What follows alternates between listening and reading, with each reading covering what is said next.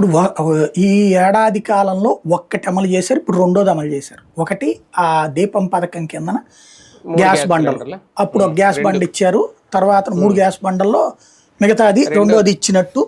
దాంతో మళ్ళీ అది సక్రమంగా అందరికీ అందలేదని జనం గొడవ చేస్తూ మొన్న ఈ మధ్యన డబ్బులు వేస్తా ఉన్నారు. ఇప్పుడు ఆ ఊసెత్తట్లా.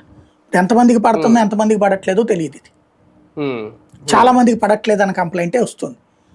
చేసినట్టు మాటలు వచ్చినాయి, చేతల్లో సగం మంది అందకపోయింది.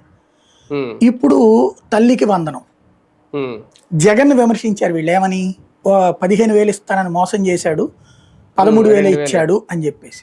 ఇవాళ జీవోలో అదే రాశారు, 13,000. 2,000 రూపాయలు కలెక్టర్ అకౌంట్కి వేస్తారట. కలెక్టర్ టోటల్ స్కూళ్ళ బాగుకు ఖర్చు పెట్టారట. ఇంకేముంది అక్కడ? గైడ్ లైన్స్ ఏం పెట్టారు? 10,000 రూపాయల లోపు పల్లెటూళ్ళలో సంపాదన, 12,000 రూపాయలు పట్టణాల్లో సంపాదన. పానీపూరి బండి అతనికి కూడా 15,000 సంపాదన ఉంటుంది. ఒక వ్యవసాయ కూలీకి రోజుకి 500 లెక్కేసుకుంటే నెలకి ఎంత పడింది?